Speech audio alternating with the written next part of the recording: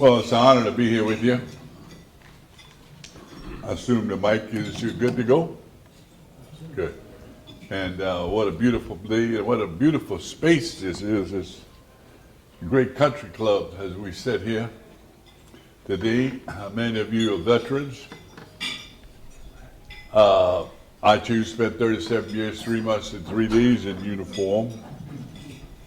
And we moved 25 times and we raised 4 children, 2 girls, 2 boys. And I'm proud to say both of our boys are in the family business. Both of them in the Louisiana National Guard. The oldest one deployed twice. He's the Master Sergeant, working his way toward the Sergeant Major Academy through the reserve course that they provide. And the other one is a captain. He commanded 2 companies in the National Guard and with a tour in Iraq and 18 months in Haiti. And he's now the professor of military science over in Hammond at Southeastern, as it is sponsored National Guard ROTC department that graduate from 12 to 15 cadets a year into the Army. So it's an honor to be here. Most of them going in the National Guard. And again, I'm honored to be here. We did this on very short notice. Last night I was across the state in a place called Ragley, Louisiana. Have you ever heard of that? South Beauregard Parish. Over there with people dealing with something called carbon capture. And they're concerned about the government seizing their land to put a pipeline in and to put carbon underneath the earth under their aquifer. And for good reasons, they're challenging those decisions because they're concerned about future generations being able to use their land and being able to live in that community. So that was a 2.5-hour drive there and about a 3-hour drive back. So I'm honored to be here today and to be in this great place and to come share some thoughts with you on national security. Now, the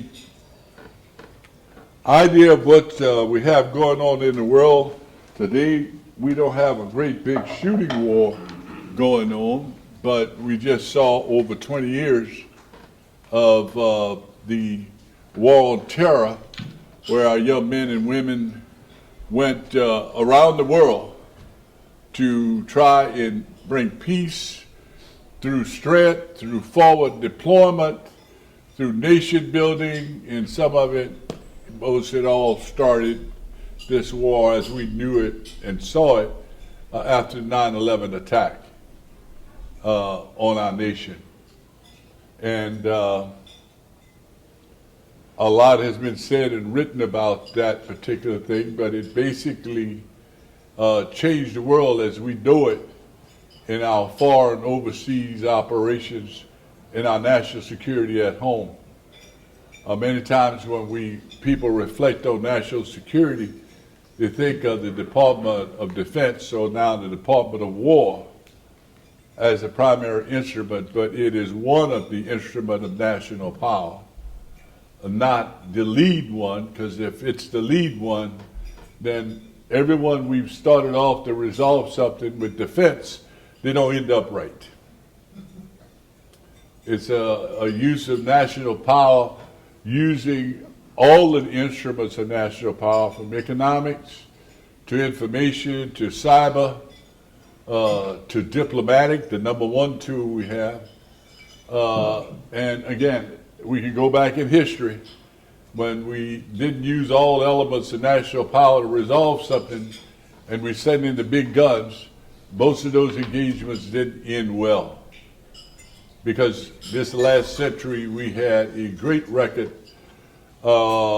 in using all of those elements in World War I and World War II to end tyranny overseas, to have peace at home, because we knew if we didn't participate, millions and millions of people would die and did die in both World War I and World War II.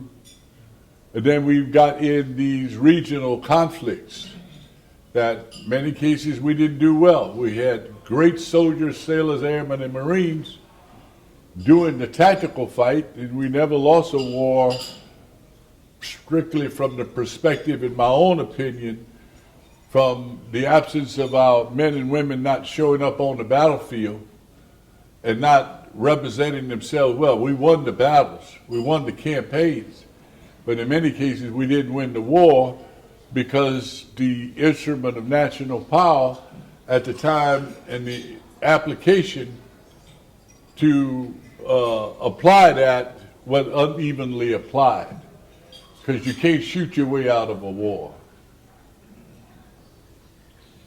You got to win the battlefield, but you also got to win on the diplomatic side and how we resolved it. And those we haven't resolved, we still got troops in Korea. I know I commanded the division there. We still got troops in Europe. I commanded a battalion there. And I went to the Middle East twice. But that's where I assumed command of my brigade. And hopefully there's some hope based on current activities to solve one part of what's going on in the Middle East. But I suspect this is going to continue to be a flashpoint in global security, in what's happening there, because in this case we've taken out the shooting enemy and its sponsors, but we haven't taken out the ideology. Because you could kill an army, but you can't kill the ideology in one generation. If anything, we have created another generation of people with a terrorist mindset. And at the time the people were doing it, think they're doing the right thing, but there's still much work to do. My basic premise I want to share with you to put things in perspective is that this great nation started with a ragtag army and Marines and Navy, with all respect. And General Washington's army took on the most powerful army in the world, the British Army, well-trained, well-equipped, with a powerful Navy, and with all the money in the world to make our ancestors subversive to them. And our ancestors that came here, regardless of how they came, fought for this concept of freedom that was embedded in the Declaration of Independence, one of the most powerful documents that still live today. That they wanted to live free. They wanted the right to live where they want, marry who they want, and be what they want. Because under King George rule, you were scripted to a religion, you were scripted to what you do, you expected to do what your parents did. And women were designed to be in the kitchen and have children. And our ancestors said, no, we want our freedom. And they were willing to fight for it. This ragtag army, not properly trained, all of them didn't have the proper ammunition, they didn't have the proper clothing for this cold weather. If you just visualize a slide I normally put up Washington in that boat, and he's standing on the front, you remember that picture? And this bitter cold weather on a Christmas holiday where they decided to do a river crossing. It's there that this army learned things, and I use army now in generalities to all branches of service, if I may. They learned to adapt and overcome. We had our capital in New York had been burned, and one in Philadelphia was threatened. The British Army was in quarter. They'd been given their rum ration for the holiday, them and the mercenaries they had fighting. And Washington's ragtag army said, okay, boys, we're going to attack tonight. We're going to do a night river crossing, which is a pretty sophisticated operation. They didn't have boats, but here's where the words that every drill sergeant tell the drill instructor tell the troops, you must learn to adapt and overcome. And they went around the neighborhood, and they didn't have the boats, so they practiced an old army supply system called tops. Anybody know what TOPS is? The general might know, might remember. Take other people's stuff. Actually, they left a little sticky note and said, hey, we borrowed your boat tonight, we're going to save the country. And they organized those boats. They were not properly trained. They were not properly equipped. Most of them were farmers and shoemakers and tavern owners and carpenters and bricklayers. But they fought for something bigger than them that we get to enjoy today, and that thing is called freedom. And on that night, they crossed the river and killed or captured over 1,000 British soldiers, keeping the revolution alive again. These are the sacrifices that those who have come before us have made for every generation to preserve our freedom. And again, those words emanate from the Declaration of Independence. When it was written, King George III asked the people of England to pray that the words of the Declaration of Independence would not come to fruition, for he knew it would be the end of his form of government. And some of the things that our soldiers and sailors and Marines did on the battlefield from the orders of their officers was to shoot the British officers. Because if they shot the British officers, they were shooting nobility. Because to be a British officer, you had to buy your kit and your horse, so you had to be somebody. A Russell Honore could not have been an officer in the British Army, because you had to come with your own kit. And it was an honor for those that were in the nobility to have their son to say, my son served in the Royal Guards, or in the Black Hats. And they sent them to America, and what caused King George to really pull out of this war, because the nobility told him our sons are getting killed. Because the order was to the militia, the American army was, shoot the officers first. Matter of fact, Cornwallis sent a note to the American general that said, hey, George, tell your troops to stop shooting my officers. It's bad for morale. Because when they shot the officers, the formation fell down because many of them were mercenaries. They were there for money, not for mission. And what separates the American army from all others is that we are there for mission. The mission accomplished, because accomplishing this mission would give us the right to be free. And General Washington embedded that into everybody in the words of the great Thomas Paine, who had written this poem before the Battle of Crisis. And I challenge all of you to go home and have your grandchildren, because most of your grandparents, there's a couple exceptions here maybe, and make sure they read The Crisis. Now is the time that try men's soul, that the Sunday soldier and the sunshine patriot will drain in this hour.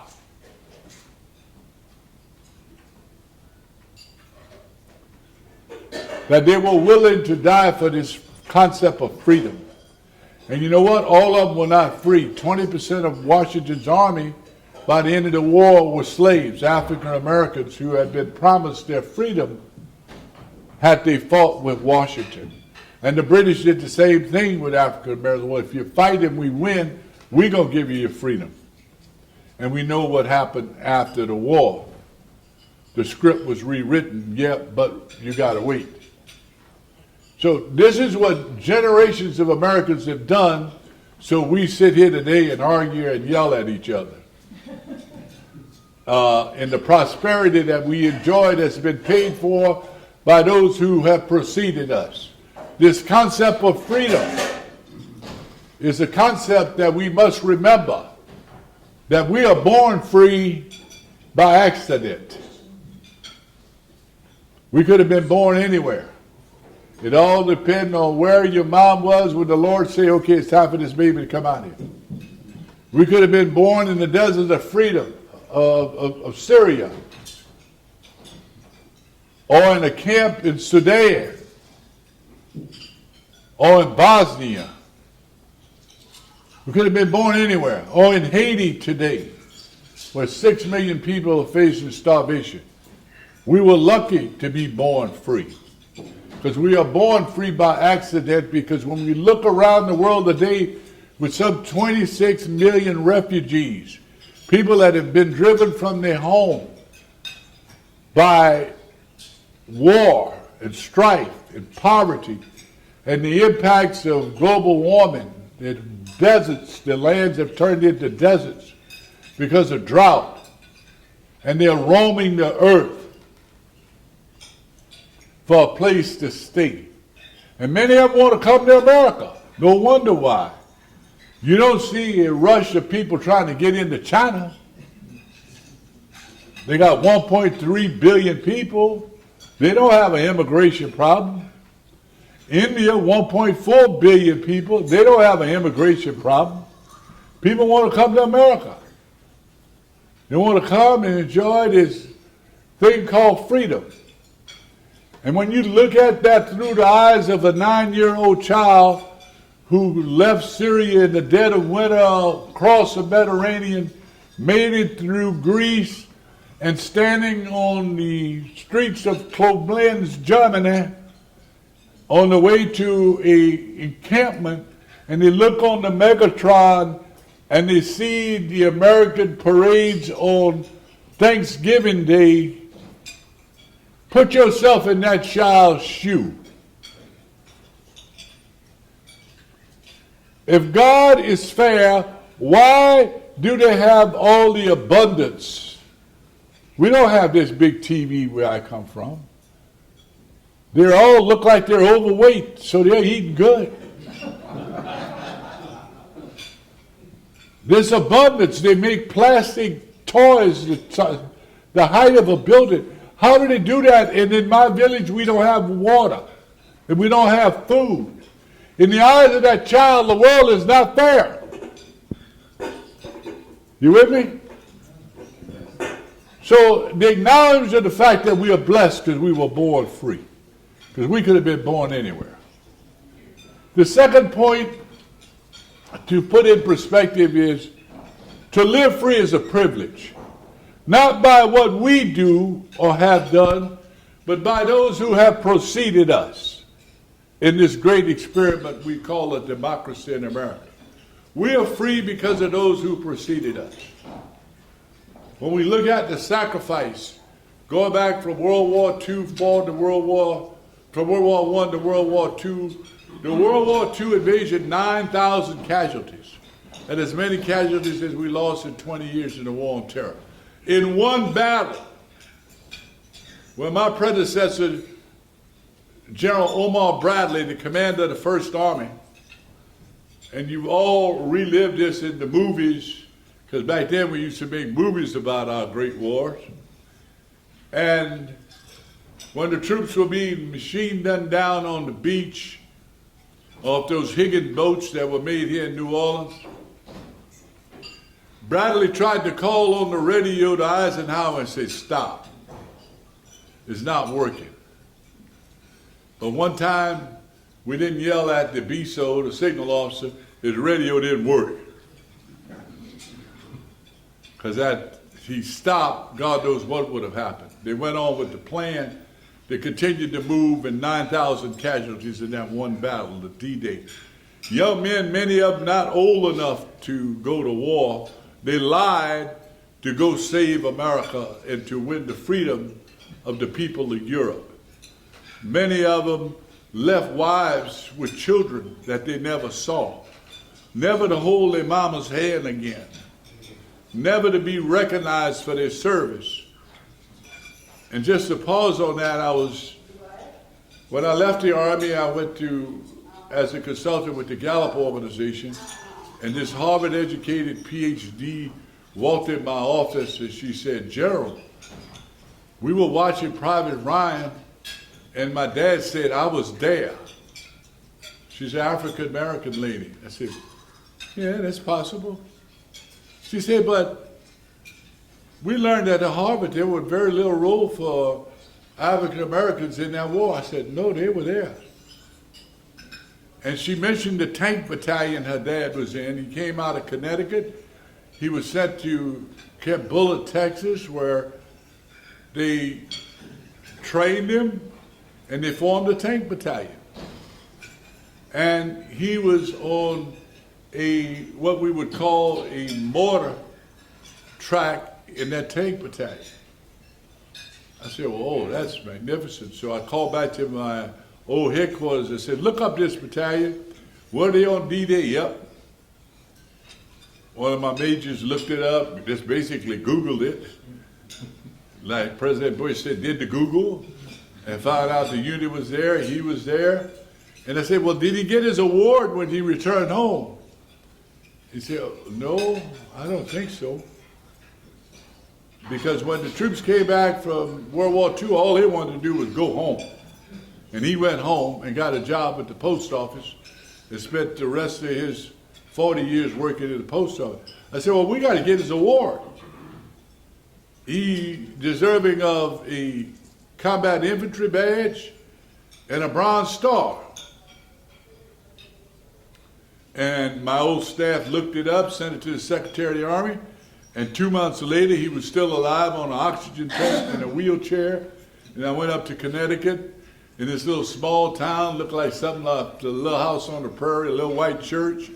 And all these Puritans came in and they had their little red vests on. Not a very integrated crowd, if I may use that, because they were from the local people and they sang the beautiful church songs. And the mayor came up and we presented that gentleman, Mr. Kearney, his Bronze Star and his combat infantry badge.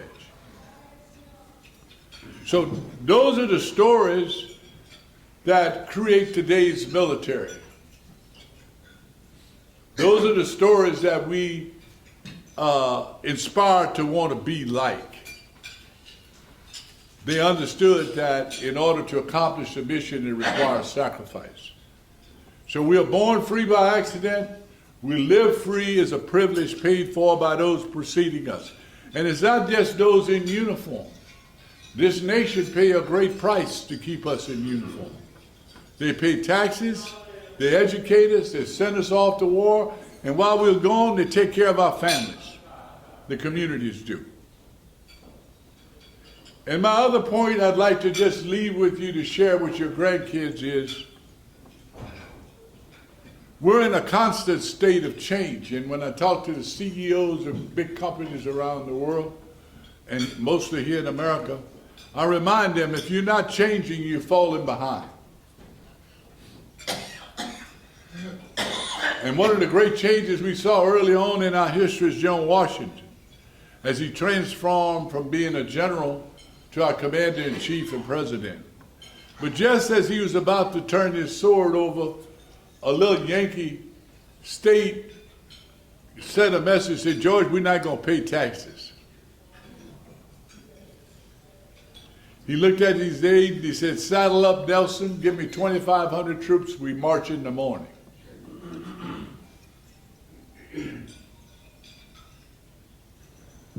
We march in the morning. And Nelson was the real name of George Washington's white horse that we always played those little jokes. What was the color of George Washington's white horse? And normally the youngest and the dumbest would think, the name of his white horse. White! You remember those little jokes? Saddle up Nelson, decisive. Because we had just been through this war. We're not going to go through this again. Because they didn't think they needed to pay taxes. And they marched north, and within a day's march, they heard George was on the way, and they sent a note down to him, said, George, don't come up here, we'll pay the tax. And some of you might remember the name of that little war, but you ought to challenge your grandchildren to look it up, because things like this happen in our history that is lost if they don't know, because it's not necessarily stuff that's taught in school today. Sage Rebellion? No. What's the name of it? No, it was one, I want to say whiskey. Oh, it was a whiskey one, right. I'm pretty sure it is. I think State Ladder. It was a little bitty state, though. Right. So they quickly acquiesced. So this idea of what we see happening in America, we're in a constant state of change. We're in a constant state of change. And then our soldiers, sailors, airmen, and marine and airmen, and a space force got to deal with that. They've got to deal with it. And the true art of what we do is, how do you deal with the uncertainty? How do you deal with the barrage of misinformation that happens?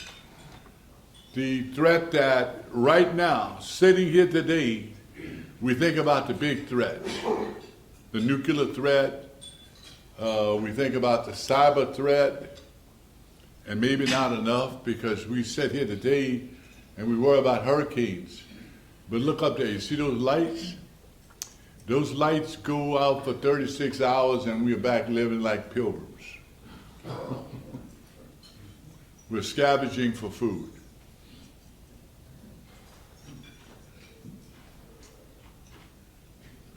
And it doesn't take much to turn those lights off. Matter of fact, the Chinese got the phone number and the dial in to many of our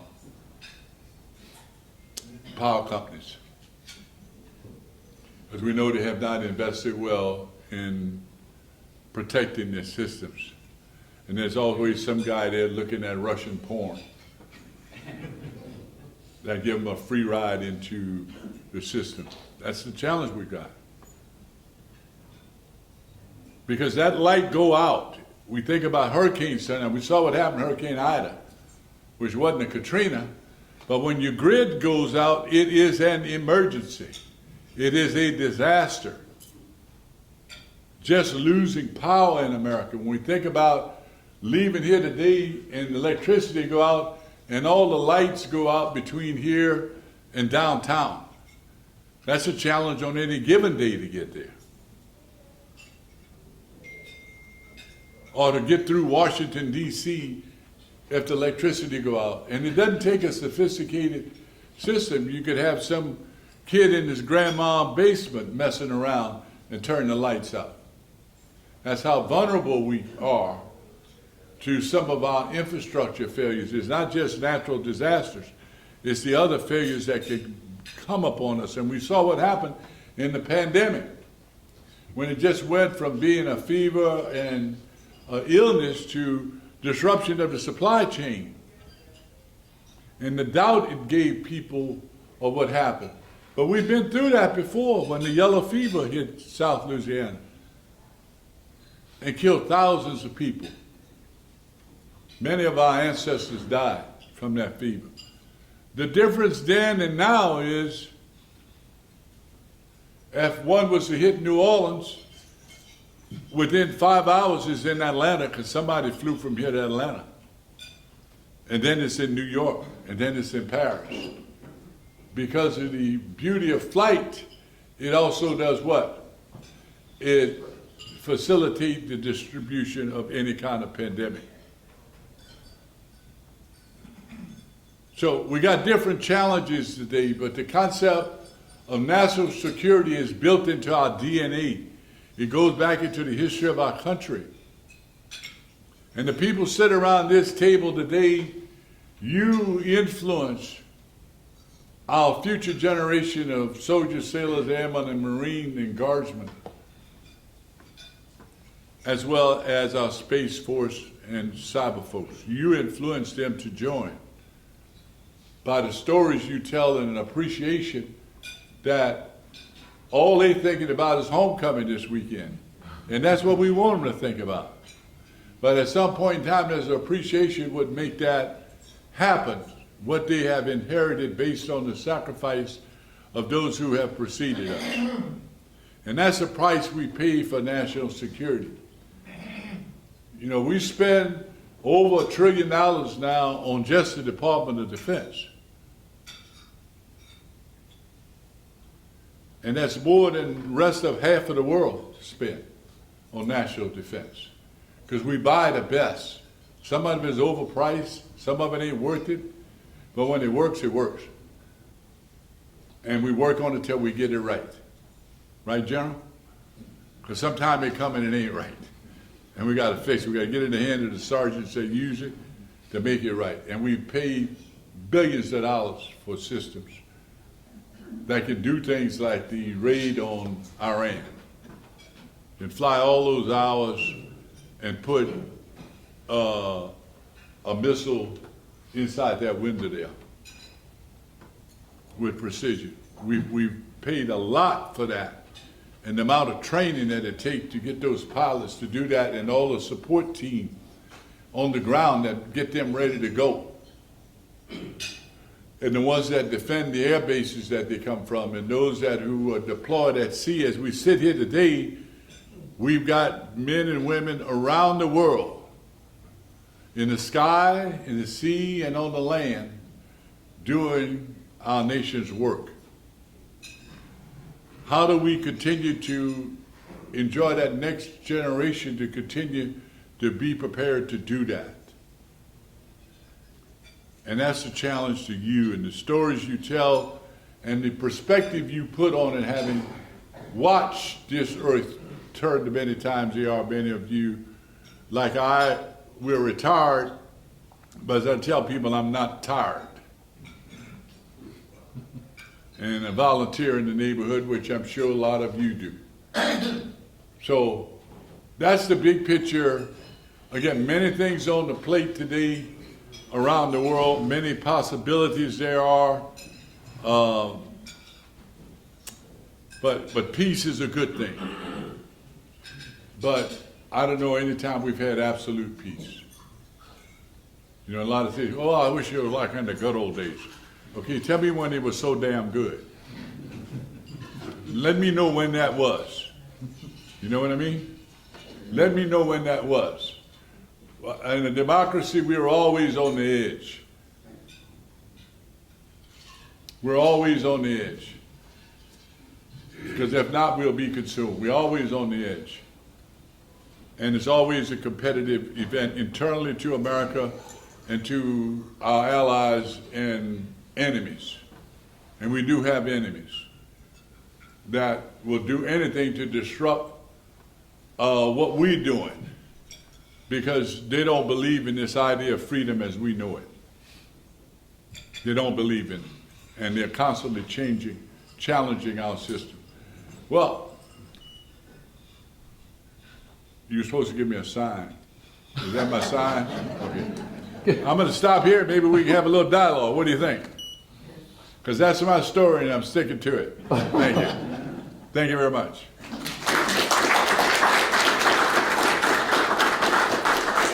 I did bring two books with me. One of Leadership in the New Normal.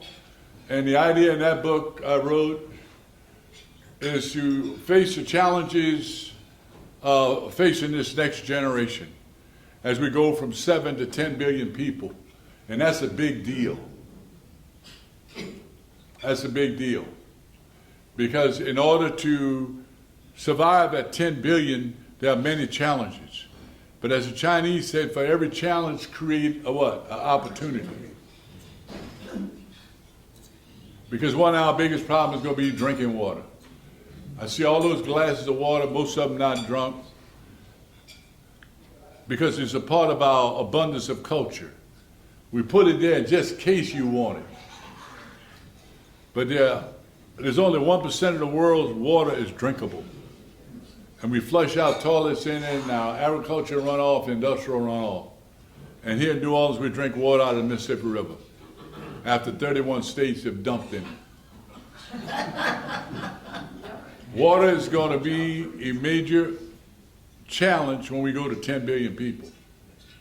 So I tell all the young engineers, get involved in creating water cleaning systems, because we do enough work to dirty it. That's going to be one of the challenges going to 10 billion people. We have to raise 30% more food on less land. And as we look at the world today, about 2 billion people in the world don't have electricity as we know it. And about 1.5 billion don't have clean water that you would drink. And now in Louisiana, of the 1,200 water systems, we got 400 of them with about 50. The water look like that tea in your glass. And this is the 21st century in Louisiana, where we are the biggest producer of natural resources that go into petrochemical and fossil fuel in the Western Hemisphere, we got people drinking brown water in Louisiana. And tell me how in the hell that could be in the 21st century. Tell me how the hell that could be. That's the challenges we're going to have, and that's the book, Leadership in the New Normal. How are we going to deal with that? More food on less arable land. And get this, 30% of the food we produce get thrown away. Either in the field, at the supermarket, or left in your refrigerator and you throw it away. Or you dish it and you don't eat it. How do we correct that so we can make space? Because we can't tell people stop having children, right? We're going to get to 10 billion. It's going to happen. And how do we deal with it? We got to deal with the impossible. I was at Georgia Tech, and I was talking to some engineering students. I said, what about one of you create a little box about the size of my briefcase here that you could order online, or a drone would drop it off at your house, and your mom could take it in, plug it in the wall, and it would run the house for 30 days. And you really want this available during football season because you can't miss a SEC game. And they all laughed. And this little red-haired boy put his hand up front. You could tell he was a little wise guy. John, you asked to do the impossible. You know you can't plug in the wall and make electricity go into the wall. I said, you little stupid fool. I want you to create how we do it, because when you solve that problem, you're going to solve a global problem, boy, and you'll be Bill Gates rich. And his eyes popped out. Say, think about it. When you create this, those 2 billion people around the world without electricity will get one of these boxes. And they'll be able to get a refrigerator and keep their medicine safe and save the other half of that chicken they cooked last night and secure their vegetables. That's what that will bring to the rest of the world. They may not ever see a power line when you create this. And that's what we got to challenge the future generation to be innovative, to be like Ben Franklin. And when you look at all the things, that's the idea of innovation. Get us to a point where we don't need a power line and it's safe, or it's a backup. You don't even have to think about it. You plug it in a wall. He just couldn't get beyond that part. That he's still working on that, I'm sure. And I'm sure he's a grown man with children now. That was about 12 years ago. But those are the things that I talk about in that book. And the other book is Don't Get Stuck on Stupid. Don't expect getting different results doing the same thing. And we got a lot of that going on in Louisiana politics. So I'll leave it at that, and I'll take any questions or comments. Thank you. May I ask a question? Yes. This is from a historical perspective in my community. One of the things that astounded me is that there were people and good people who approached me and said, Phoebe, I didn't know black people who fought in the Civil War. And I'm thinking about my own ancestors who fought from the Civil War, Yeah. to the Spanish-American War, to the World War I, World War II, Korea, Vietnam, etc. Yeah. Part of the problem has been that books that were written about soldiers and people who sacrificed and whatever, often during the Jim Crow period, did not include blacks, Yeah. veteran soldiers, etc. So I got together with the hosts, the military hosts, veterans, and the Yeah. American Legion, and we went to a cemetery. And one of the men said, Phoebe, this has to be a military graveyard. And I told him, no, it's just a regular graveyard. He said, well, everywhere we turn, there are military markers from these early wars. Yeah. And he was absolutely correct. So we placed flags so the public could see as they drove through the street between the cemeteries. They could see the evidence of the service and sacrifices of these people. So one of the things that I'm passionate about is making sure that history, the true history is taught to communities. And we started with the military. the soldiers. We didn't know that there were black women from my community who served in the World War II. There were 4 sisters, knew nothing about them. Mhm. So I appreciate your comments, but there has to be something that's done to teach communities about their own histories. Well, And that's what we do. go to the state capitol. I've done that. In the shadows of the state capitol, there is a monument to African American soldiers. And there's a documentary, you hit the button, and it tells the story of the American American soldiers from the Revolutionary War to current times. I narrate that. You see there? It was in the paper. But it was done under Governor John Bell Edwards had it dedicated. It was a nice ceremony attended by our National Guard Reserve and active components with a general from the Pentagon. And it tells the story of African American service. In the Civil War, there were the Native Guards. There were about 4 battalions of them from New Orleans. And they fought in the battle at Port Hudson. And you sound like you know that story. Ms. Phoebe, the question was the contribution of African Americans in our wars. And I'm addressing that point, and please to get up on, or you can see it online.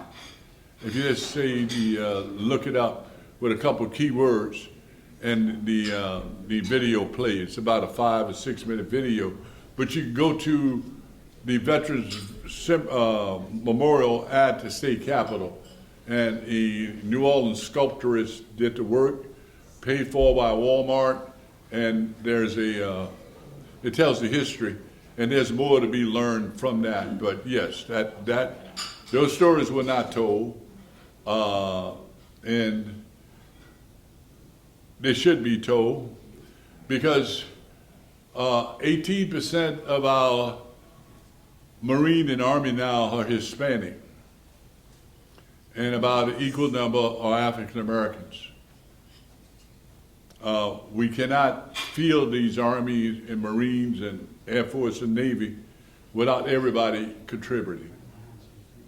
And now is not the time to ignore that. Now is the time to recognize it. It's a historical perspective. As a young African American myself, I went to 12 years of segregated school, and when the opportunity come to go in the Army, I went through ROTC for 4 years at Southern University, and people said, man, why do you want to join the Army? Because when we were marching on Southern University campus, the anti-war protest was going on, and we'd march through the campus on Monday afternoon in our starch khakis and shine shoes and shaved heads, and all the anti-war protesters would stand and throw paper, balled up paper at us and call us baby killers. And we hadn't even gotten the Army. But they were actually protesting the war, and we were their target. And when I joined the Army, I just wanted to be on the damn team. Just like those African Americans who joined with Washington's Army. They just wanted to be on the damn team. They were not free. They wanted to be on the damn team, because if you're on a team, you can say, okay, I want to be treated right too, because I'm on the team.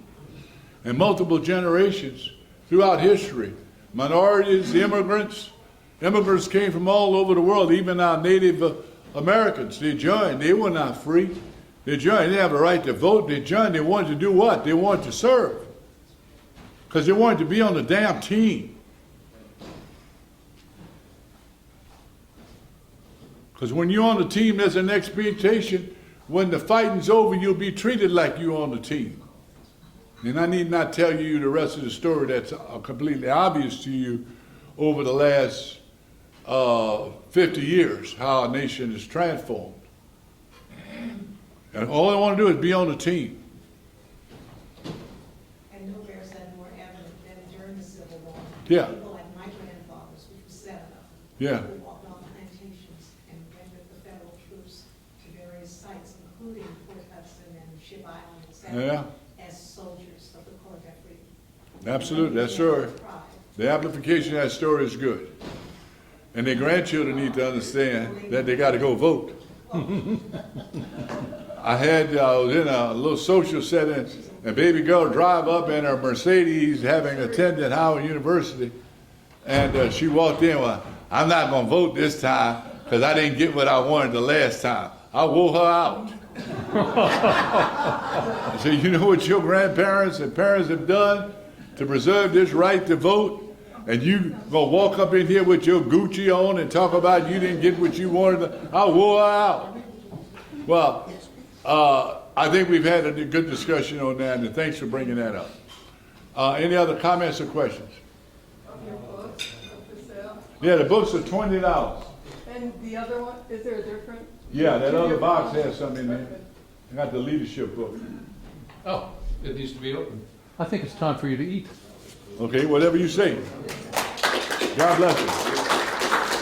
While your dessert's coming, there was something I wanted to say that I didn't follow my notes on, and that's a little bit about Katrina. Because you saw there were 2 documentaries came out lately. There are a lot of Katrina 20 events. And I did about 6 hours interview, and it got about 4 minutes airtime on each one of those documentaries as the case go. But there's 2 things I wanted to amplify that didn't come out on what they cut and didn't add into the documentaries. Number 1, the role that volunteers, neighbors helping neighbors, had on saving lives. Very much undertold. Then the impact of volunteers coming in after the storm and helping.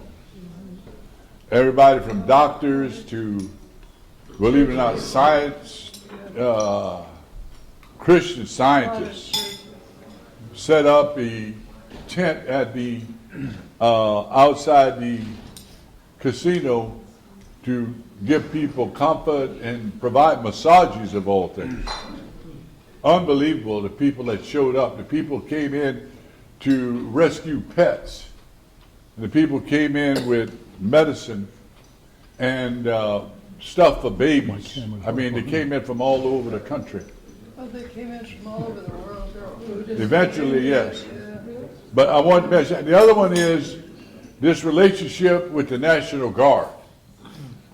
General Landreneau and I were hand in hand. On the Saturday of Katrina hit Monday, that Saturday we had a video teleconference with the President of the United States, which is unusual for a field commander like myself to be in a video with the President, the Vice President, the Secretary of Defense, the Chief of the National Guard, it was General Blum at the time. And in that conversation, it came up that a recommendation was made to have First Army, the JTF Katrina, which had been established on Tuesday, be work for the National Guard and the governor. And straight up, Secretary Rupp said, it's not going to happen, Steve. It's not going to happen. We're not going to put a 3-star headquarters under a 2-star headquarters and work for a governor. It's not going to happen. The scenario won't work. And so they chatted for a minute, as much as Secretary Rumsfeld would chat. He was pretty direct. And the president leaned into the mic and said, let me hear what that funny talking general say. That was what he was saying. And I said, sir, we can do this in a cooperative way. General Landreneau, in his Title 32, will work for the governor, and I will work through FEMA for whatever task is required to execute saving lives and evacuating people. So he said, you got this, General? He said, okay, and he looked to the chairman and said, okay, deploy the 82nd Airborne and the 1st Cavalry. They had it on a card, the 2 units.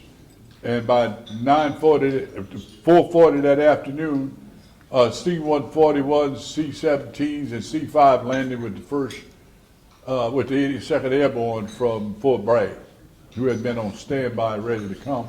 And the next day, a brigade from the 1st Cavalry Division showed up. And 82nd deployed the quick reaction force along with the DeVarty, and the DeVarty stayed at the airport. But the police, to clean up a little bit, is the fact that we had, the National Guard didn't work for me, but I would give National Guard soldiers orders. Like, put your guns down. And how we got to that scene that you saw play out on television was, the day before, the governor had a news conference and said, we must stop the looting. And some of you saw that news conference because they played it back in one of the documentaries. And the looting must stop now because I'm telling the police and the National Guard to shoot to kill. I was standing on the corner of Padres and Convention, and I got a call from my staff that said, General, the governor just gave the order to shoot to kill. I said, oh, hell no. So I said, get on the phone. So I called her, and I love this governor. I mean, she was my governor, and she called me her general, her federal general, but her general when she was from, if you remember Governor Blanco, the sweet lady she was. I said, Governor, we don't tell our troops to shoot our own citizens. That is not in mixed company, but that's what I said. She said, oh, my general. And she turned to us and said, tell them, don't shoot to kill. Tell them don't do that. But the word had already gone out. It was blasted on the radio, and troops en route to New Orleans that Friday morning. They came in because they thought there were snipers on the street because a previous report had come out from the police chief that there were snipers. That almost triggered the Insurrection Act. When the White House heard the police chief said there were snipers, my aide got a call from the White House chief of staff. Again, these uniformed guys, they'll tell you, it's unusual for the White House to be calling the field commander directly on the street. And they said, are there snipers? If there's snipers, we spend it in special ops now and the 82nd Airborne before dark. If there's snipers in the street. I said, there's no snipers here. Where y'all get that from? I said, well, the police chief just said it. I said, well, go find them and fix it, General. So I went and found the police chief and said, Eddie, what's going on with this sniper? He said, well, we were in helicopters and they shot at us. Well, Eddie, did they hit you? Did they hit the aircraft? Probably not a sniper, Eddie. Why'd you use the word sniper? And what Eddie saw is like many people flew around in helicopters, people would see you and they believe what they see on TV. You could shoot a shotgun in the air and the helicopter will see you and come down and rescue you. This is not Hawaii 5-0. You cannot hear a shotgun shooting at you on the ground. You might feel it if the buckshot get up high enough, but he swore people were shooting at him. But so he said sniper. That means something to the rest of the Pentagon, sniper. So there's no sniper, so call the president back, the White House. I didn't talk to him, but when he came in. And they said, well, okay, go find a national reporter and tell him there's no snipers. So I went around the corner and there old skinny Anderson Cooper was. And as soon as I made eye contact and he did this, and I walked over, his first question, are there snipers in New Orleans? I said, Anderson, would you be standing here if there were snipers here, bro? There are no snipers in New Orleans. Everybody got there, no snipers. And went around the street and ran into Fox News and told them the same thing. There are no snipers. But that word had already gone out. So the troops arrived the next morning. I talked to General Andrew about midnight Thursday night. And I said, Benny, we got a problem because that word went out about snipers. The word went out about looting and shooting to kill. I said, work it hard and we'll work it on this end. So the troops came in. Many of them had deployed from some staging areas, came in on Friday morning with food and water and with a security convoy. And when they got to the corner of Padres and the convention, you know what happened? They were in counter-sniper role that they had all been trained on. You had weapons pointing in all directions. The ones that were pointing down was pointing at a group of ladies with babies and elderly women because an NGO had came in with food and nursery stuff for babies, and that's where they were hanging out, right by the corner of Padres and convention. That's not a good look. When you come in to help people and you're pointing a gun at them, that's where put the damn guns down. And then General Landry and I have a couple talks about that. He said, well, Russ, you can't be giving my guys orders. I said, you're right. And as I reminded a few colonels, 09 beat 06. Now do what the hell I tell you. Because to the American people, once you put that uniform on, they're not looking at if you Guard, Reserve, or active. If you're doing something stupid, it will be recorded. You with me? And the other big argument we had was the tank from Oregon had this idea that his troops out here shouldn't go to meetings with me. I mean, when we talk about unified command and joint compo operation, and oh, by the way, I was the first Army commander there. I rated all 8 Army division commanders in the National Guard. So I knew these guys. And many of the reserve divisions. I senior rated, and that's the way the command structure was. So they came, and we agreed on things. I published a General Order number 1, no alcohol. And that Oregon tag said, oh, what do you mean, no alcohol? My men, you don't tell them what to do. I said, I tell them what to do, General Order number 1. I said, think about it this way, General. Do you want your troops standing in the French Quarter with an M4 around their neck and a damn long neck bud? Because that's what you're going to end up with. You with me? General Order number 1 is in effect, no alcohol. And we stayed with that, as much pushback we got. And then after a period of time, we brought non-alcohol beer in. But General Order number 1 was for everybody. So did we push our way on a couple things? Yes. But if you're not on the edge, you're not getting your job done. If you take a 3-star command, you got to be prepared to be fired tomorrow. Because there's some things you might do may cross your boss. But if you ain't willing to do that, you ain't going to do jack. Because you're scared of your own shadow. You with me? The American people expect us to exercise initiative.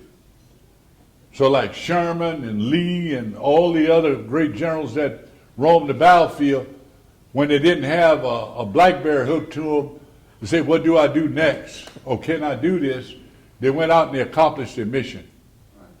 And there's an expectation today, because there's cameras behind you, that you got to have full approval from everybody for every mission.